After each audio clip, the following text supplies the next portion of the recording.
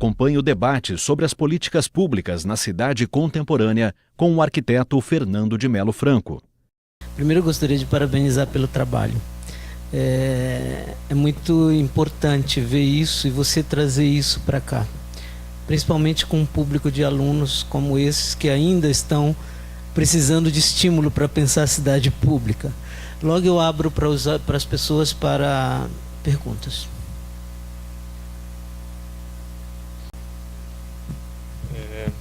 Você fala nome, formalidades para a gravação ou não?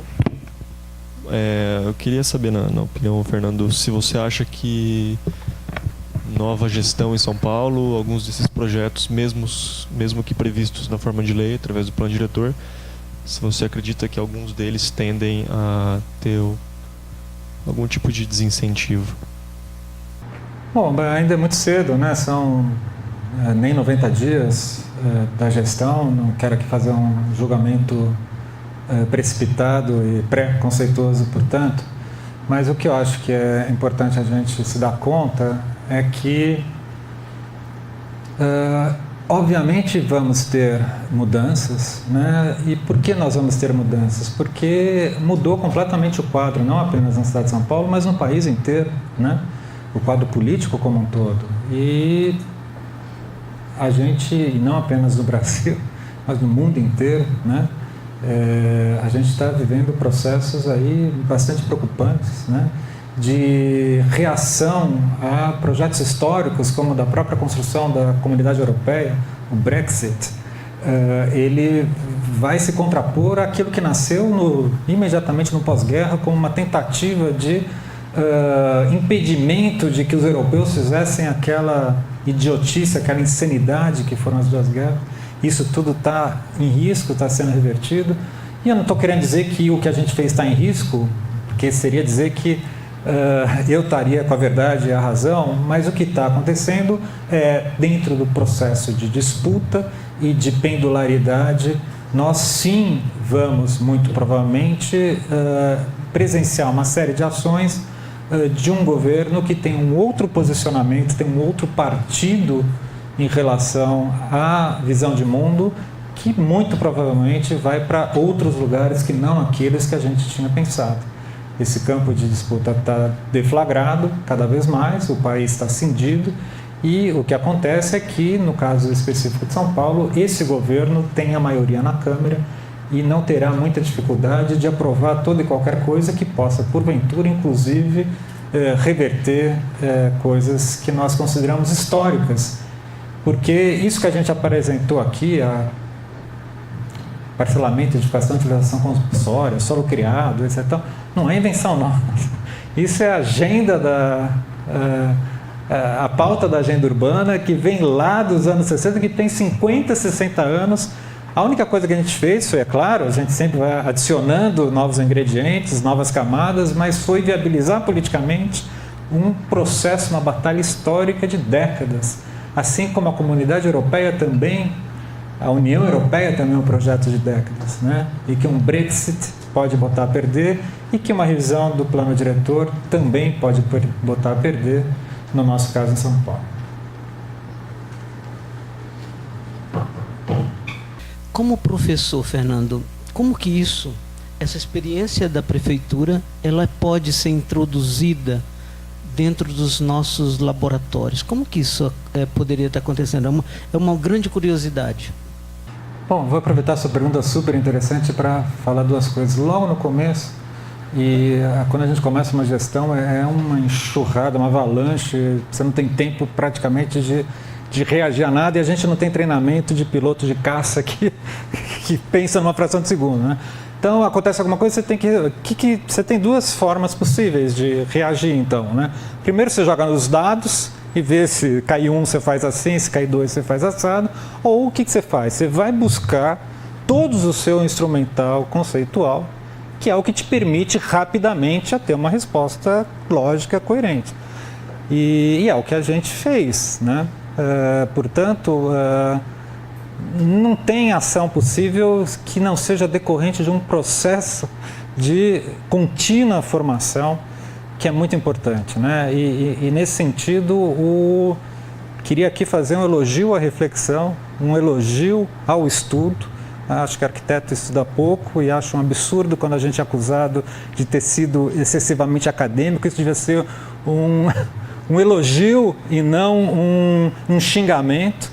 De forma que eu digo, estudem muito, elaborem os conceitos, testem os conceitos, retestem os conceitos. Sem eles, vocês vão ficar condenados a jogar dados e, dado a probabilidade da gente perder, é muito maior do que da gente ganhar. Todos vocês que jogam poker sabem disso.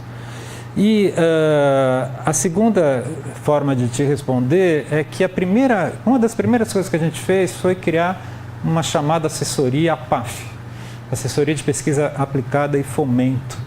Justamente a gente colocou um grupo lá específico para fazer o meio de campo entre a prefeitura, entre nós, a secretaria, e inúmeras instituições de ensino e pesquisa, algumas nem ensino nem pesquisa, como algumas entidades de classe, que nos procuravam para fazer processos de reflexão crítica ou de ensaio sobre o que a gente estava fazendo, e que também possibilitava nós procurarmos quando a gente tinha uma questão que a gente não conseguia resolver lá dentro, e que a gente precisava de gente para pensar conosco. Então, por exemplo, a gente logo no começo fez um convênio com o IPEA, Instituto de Pesquisas Econômicas Avançadas do Governo Federal, que botou um time de 8 pesquisadores, se eu não estou enganado, justamente para pensar como a gente poderia fazer os eixos, os chamados eixos de estruturação da transformação urbana, como fazer eles acontecerem. Foi muito bacana a experiência, porque eram todos ou doutores, ou doutorandos, ou mestrandos, que falaram, puxa, mas o eixo não existe, né? Mas eu, na universidade, eu estou aprendendo sempre a olhar para um objeto empírico de estudo já existente. Vocês estão me pedindo que eu pense um objeto que ainda não existe de forma consolidada. Isso foi muito bacana para a gente, como foi muito bacana para eles também, uma pesquisa que foi feita em conjunto, isso está publicado, também é possível baixar no site da Secretaria e no site do IPEA, de como a gente vai formulando as políticas em conjunto. E depois a gente fez, na época do zoneamento, mais uma vez liderado pelo Daniel, 2 experiências. Uma, a gente abriu um concurso, porque a gente pensou assim, a gente fica lá, né, bolando no zonamento parâmetros abstratos. O gabarito vai ser 20, mas por que 20 não 21,5, né? Por que o recuo é 5 e não é 5,47? O que é isso, né? De uma abstração gigantesca. Então, vamos modelar espacialmente a cidade que a gente quer e desses ensaios a gente então extrai parâmetros que deem conta disso. A gente fez um concurso, inclusive ganhou gente de fora de São Paulo, e depois a gente fez um convênio com 17 escolas, se eu não estou enganado, e as escolas colocaram em suas disciplinas os ensaios urbanos, justamente esses ensaios, e a gente viu um resultado que não foi tão favorável como a gente gostaria, e depois, num terceiro momento, a gente fez um convênio com a USP, com a FAUSP,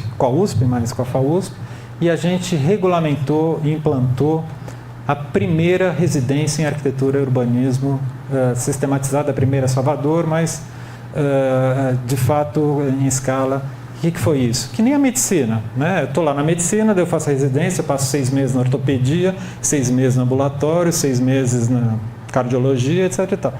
A gente fez isso, a gente conseguiu 32 bolsistas de mestrado da CAPES, que metade do dia passavam na FAO em aulas de pós-graduação, metade do dia na secretaria.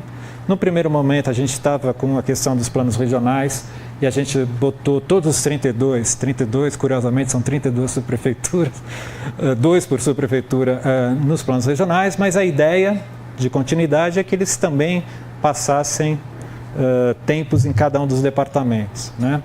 E esse título que eles obtiveram é um título que não é um mestrado acadêmico, é um mestrado profissionalizante, mas que tem a mesma validade de um mestrado acadêmico, o que é bárbaro, porque nem todo arquiteto quer ser acadêmico, nem precisamos de 100% de arquitetos acadêmicos, porém querem ter um processo de formação continuada, querem os seus diplomas, etc. e tal, e também se abriu a chance de começar a pensar um mestrado profissionalizante, uma pós-graduação profissionalizante para arquitetos, que é muito interessante, né? Essa experiência está super relatada aí e tal. A FAU ficou muito contente com o resultado e a secretaria também. Chegaram 32 pessoas, grande parte delas sequer eram da cidade de São Paulo. Isso deu uma oxigenação gigantesca para um corpo de funcionários, ainda mais no departamento, que era o departamento mais de gente mais longeva, etc. e tal. Foi super, super bacana, assim, uma experiência que eu recomendo a todos. E a partir a gente ficou 2 anos e meio para que os departamentos jurídicos, tanto da USP quanto da prefeitura, topassem fazer isso, né? Tanta burocracia. Uma vez a jurisprudência, eu acho que isso inclusive pode reverberar para a Unesp, para qualquer uma universidade que queira fazer isso. Recomendo, foi muito, muito proveitoso. Boa noite. Gostaria de parabenizar o trabalho, achei bem legal. Eu queria saber qual é a resposta do governo a toda essa pesquisa de problemas, essas coisas. Você falou que reuniu mais de 10 mil pessoas num lugar e quando você apresenta os problemas, lista eles, como o governo faz para... como que ele faz para falar, por exemplo, os céus, onde eles veem a prioridade, como que eles trabalham em cima dessas prioridades, vamos dizer. Eles fazem uma segunda reunião? Na verdade, tem muitas instâncias, né? Cada secretaria tem um conselho, cada política setorial importante também tem seu conselho. Então, a política de habitação tem o Conselho Municipal de Habitação, a política de transportes tem o Conselho Municipal de Transportes e Trânsito, o Conselho Municipal de Mobilidade, Conselho Municipal da Criança, Conselho Municipal da Mulher, entre outros. Esses conselhos têm cada qual sua dinâmica, seu processo de participação na sua política setorial. E tem os processos participativos da cidade como um todo. Ou dividido por região, então tem os CEPOPs, os Conselhos de Participação Popular, que são os conselhos das subprefeituras, que aí é um recorte não de setorial, mas é um recorte territorial. A política das mulheres, evidentemente, é uma política que cobre 100%, só que a política de Parelheiros só diz respeito a Parelheiros, que é um lugar, etc. e tal. E você tem também os processos globais, né? O plano de metas teve instâncias de participação próprias e a prefeitura também tem um conselho municipal, o conselho da cidade, como chama, que é um conselho das políticas abrangentes, né? E cada um opera de um jeito, não tem bem uma fórmula, né? E no caso, por exemplo, de alguns projetos, não do Conselho Municipal de Política Urbana, mas de alguns projetos, como o CEL, como o Centro Aberto, como outros, por trazerem a dimensão do projeto, a gente então tinha processos quase que de oficina de trabalho, né? Todo mundo reunido em volta do chão, numa planta ou em volta de um projeto, etc. e tal, para discutir concretamente, com maquetes, né? E isso é muito bacana, eu acho, da dimensão do projeto, não importa projeto do quê, porque o projeto materializa um pouco as coisas, né? Uma coisa é a gente ficar aqui no blá blá blá retórico, e outra coisa, a hora que a gente abre uma planta, eu vou discutir claramente, né? Você acabou de comprar um imóvel para sua família, né? Só a hora que você abre a planta é que daí os filhos vão começar a brigar, eu quero esse quarto, não, eu quero aquele, até então ainda uma abstração. Essa é uma das dimensões do projeto que eu acho interessante, ele poder se constituir como esse campo literal de pactuação. Boa noite, professor. Queria agradecer pela palestra de hoje. E eu queria fazer uma pergunta que vai mais na questão do feedback populacional. Enquanto arquitetos, urbanistas, trabalhando junto com a prefeitura, com ações coletivas, a gente traça planos, traça metas e atinge alguns objetivos. Indo na questão de que na mudança da gestão você pode haver um retrocesso muito grande, como que nós, enquanto arquitetos, conseguiremos criar espaços e empoderar a população que já percebe essa melhoria, formando assim uma pressão positiva para que não hajam essas mudanças, mesmo com a mudança da gestão da prefeitura, do governo do estado, enfim, dessas esferas públicas. Olha, o processo político tem muito a ver também com o processo de educação, né? De formação. De certa forma, cada professor é um pregador de ideais e de ideias e tenta justamente, pega um aluno que tem sua história, claro, mas que entra no primeiro ano como pedra bruta e que vai sendo lapidado, né? Vai tendo a sua formação de mundo construído. O processo político também é um processo, contém, entre outras coisas, um processo de formação que a gente precisa participar e tal. Agora, do ponto de vista efetivo, o que a gente fez? Primeiro, bom, a gente ganhou um prêmio da ONU, o plano diretor está servindo de referência para inúmeras cidades aí, fora do Brasil inclusive. Já tive gente do México ligando para saber por que, etc e tal, mas a gente perdeu a eleição, né? A bem da verdade, na hora do vamos ver, os votos... É que os votos não eram, gostaram ou não gostaram da política urbana, os votos eram mais complexos do que isso, né? Mas perdemos. Mas até porque, independente de perder ou ganhar, a gente acreditava e continua acreditando que o processo político saudável é um processo pendular, de alternância de poder. O que é importante é a gente criar e fortalecer os meios de comunicação, os meios de participação, os meios de informação e os meios de controle social. Então, mais uma vez, assim, tudo está disponível justamente para permitir que qualquer um que queira continuar na militância tenha acesso às informações que o habilite, o qualifique nesse processo, né? E não é só acesso à informação, porque pode a qualquer momento deletar o site, mas criamos uma série de portarias, uma série de decretos, uma série de leis que também resguardam. É claro que eu posso mudar uma lei a qualquer momento, mas dá um trabalho, né? Tem um custo político a alteração de uma lei. A gente fez, dentro da institucionalidade, o que a gente podia justamente para garantir esse controle social por parte da sociedade. Boa noite. Em primeiro lugar, eu queria agradecer porque, inclusive, a gente... na matéria que o João ministrou para a gente usou bastante no nosso projeto do semestre passado, essas informações de vocês da Prefeitura de São Paulo. E eu queria saber, assim como a gente é estudante, a gente busca bastante referência nos nossos projetos, eu queria saber se na hora da formulação dessas políticas públicas de vocês, dos projetos, vocês buscaram inspirações em outros projetos já feitos em outros lugares. Sim, não, com certeza, né? Não dá para inventar do zero, as referências são fundamentais. E são várias, né? Primeiro, a secretaria, ela se distingue ainda por que ela não é uma secretaria que presta serviços, que tem balcão de atendimento, ela é uma secretaria de formulação, ela tem um quadro de pessoas graduadas e pós-graduadas que é acima da média das secretarias, né? É claro, a Secretaria de Educação, evidentemente, mas as outras secretarias não necessariamente. Então, a gente, antes de mais nada, contou com o background de toda a equipe, uma equipe super qualificada. Está aí o Daniel para não me deixar mentir, né? Com todas as suas bagagens de experiência de trabalho, experiência acadêmica, experiência de reflexão. Ao mesmo tempo, a gente também se alimentou de todo o processo histórico de debate da política urbana na cidade de São Paulo, que vem desde lá de trás, desde o século passado. Ao mesmo tempo, a gente estava olhando para as outras cidades do Brasil e do mundo, cujas referências nos faziam sentido, né?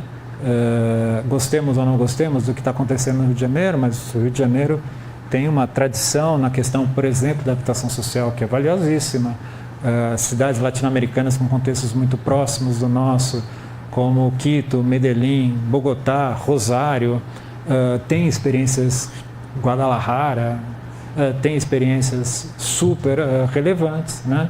E é claro, a gente também estava olhando para o debate como um todo acontecendo na Europa, na Ásia, em todo esse processo aí de urbanização muito intensificado que a gente está vivendo. Fundamentalmente, se eu ficar aqui listando as referências, eu vou esquecer e não vou saber priorizar, mas o que é importante aqui enquanto mensagem é que sem referência a gente não constrói nada, né?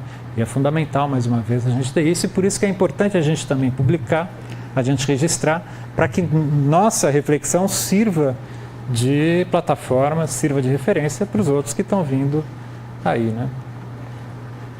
Tudo bem, professor.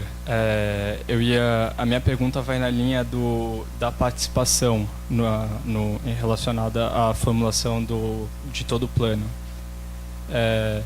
Tem uma dúvida minha acerca dos espaços deliberativos de participação e eu queria entender as discussões, porque assim, tem uma série de textos que tratam sobre isso, dentre eles um do Avitzer.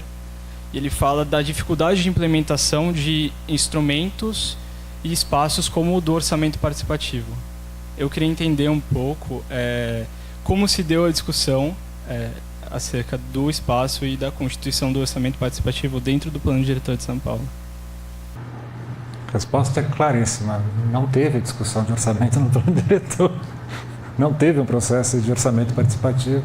E sequer o Plano Diretor tratou de questões financeiras, né? Tratou de um ou outro instrumento de captura da mais-valia fundiária, outorga onerosa, CEPAC, mas o plano de meta, sim, que aí é responsabilidade da Secretaria de Planejamento, que de fato teria em tese como missão cruzar o planejamento financeiro com o planejamento das ações. O que aconteceu, né, no passado, na gestão, a gestão Kassab recebe a prefeitura com uma única secretaria chamada SEMPLA, Secretaria de Planejamento, onde o planejamento econômico-financeiro e o planejamento territorial eram um só, e o Kassab propõe a subdivisão. Então passou a ter SMDU, que ficou com o planejamento territorial, e a SEMPLA com o planejamento econômico-financeiro. Não dá certo. E dois, a EMURB, a antiga EMURB, a Empresa Municipal de Urbanização, também foi cindida em duas. Virou SP Urbanismo, responsável pelos projetos, e SP Obras, responsáveis pelas obras. Mais uma vez, essa cisão de obra e projeto também não dá certo. Não deu certo, tanto é que a gente começou a tentar reempoderar a SP Urbanismo também para poder fazer a gestão do dinheiro. Conseguimos algumas coisas, mas por outro lado a SP Obras também começou a reforçar ela própria para fazer projeto, e aí você cria você cria todas as inconsistências de uma duplicidade de atribuições que não é benéfica, né? Mas não houve orçamento participativo, e mesmo que houvesse, o orçamento participativo também tem um pouco de mitologia, né? Porque a grande experiência muito importante de Porto Alegre, onde isso começa, é uma porcentagem do orçamento, né, que é passível de participação. Uma porcentagem pequena, né, e que dizem mais ações diretas. Assim, eu vou decidir no meu bairro se o orçamento vai para reformar aquela praça ou para melhorar a iluminação. Mas é difícil a gente pensar os processos participativos nos grandes sistemas de infraestrutura, né? Imagina uma discussão de uma metrópole inteira. Não, no meu município o metrô passa enterrado, no meu aéreo, já no meu não rola, né? O sistema de drenagem do rio, no meu bairro eu quero canalizado, no meu eu quero destamponado e no meu eu quero naturalizado. Não rola, né? Tem decisões que não podem ser tomadas apenas no âmbito local. A gente tem que entender essas esferas de abrangência de cada uma das ações. Boa noite, professor. Eu gostaria que você falasse um pouco sobre o papel da habitação social em dar continuidade a esse planejamento proposto e como que se faz essa conexão com as CELs que você apresentou, se tem alguma relação ou não.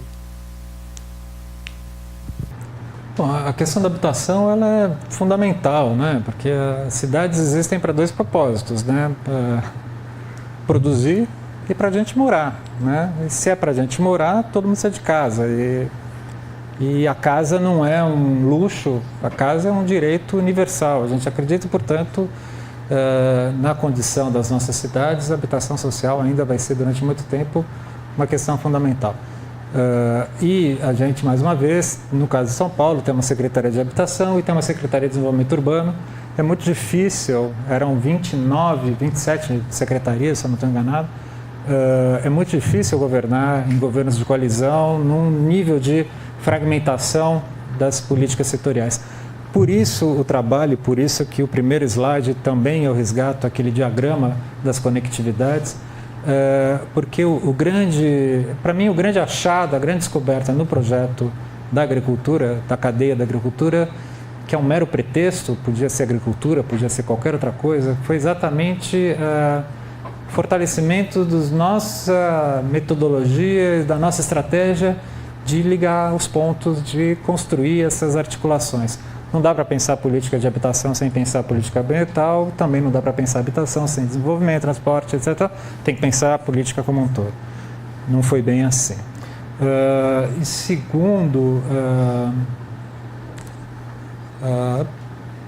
me passou aí a segunda coisa que eu ia te falar. Como é que acontece a relação da habitação social com o céu, né?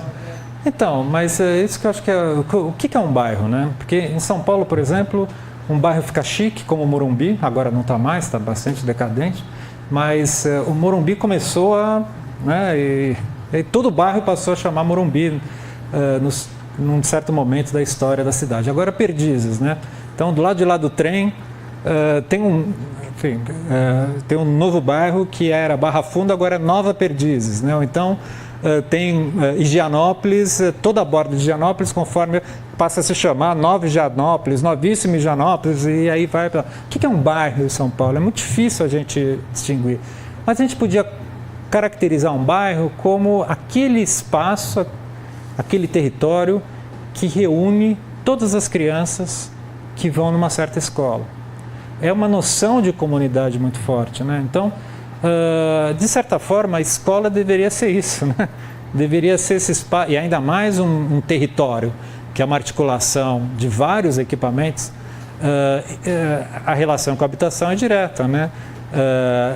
O território define aquele conjunto de pessoas que moram naquele espaço. Boa noite. A minha dúvida é mais sobre as intervenções urbanas nos centros, né? Centros comerciais.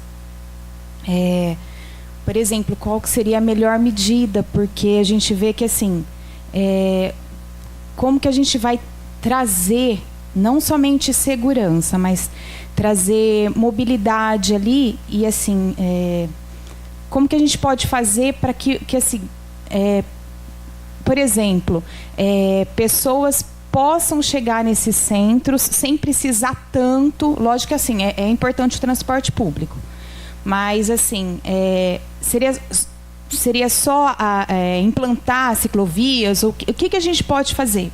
Assim, a minha dúvida talvez seja dos meus amigos, porque a gente também está trabalhando em projetos de intervenções urbanas num centro onde assim é muito movimentado, assim, como que a gente vai fazer para qual seria a melhor forma, qual seria a melhor política pública urbana para a gente tá fazendo? Porque a gente fica na dúvida, olha, será que a gente vai colocar algo para que fique mais seguro, para que funcione à noite e para que aquele centro urbano não fique tão vazio, tão inseguro? A gente vai fazer algo mais direcionado para o dia mesmo, para que o pessoal frequente mais esses centros. Então a gente fica um pouco nessa dúvida, qual política que a gente pode, ou todas, que não sei se é possível, né? Não sei se eu entendi bem a tua questão. Que uma coisa como a gente dinamiza um polo comercial, de equipamentos que seja. Outra coisa é a gente fortalecer um polo pré-existente e vitaminar vitaminar, enfim, dar vitamina para ele. Outra coisa é a questão da segurança. Eu acho que são coisas distintas, né? Eu não sei exatamente o que você está falando. Se é criar um centro do nada, a partir de alguma estratégia, reforçar um existente, ou se é a questão da segurança. A questão da segurança, enfim, a questão da segurança é a questão da segurança e a cidade não resolve totalmente, né? É óbvio que a questão da segurança ela também esbarra por questões políticas, questões econômicas fundamentalmente, tudo mais.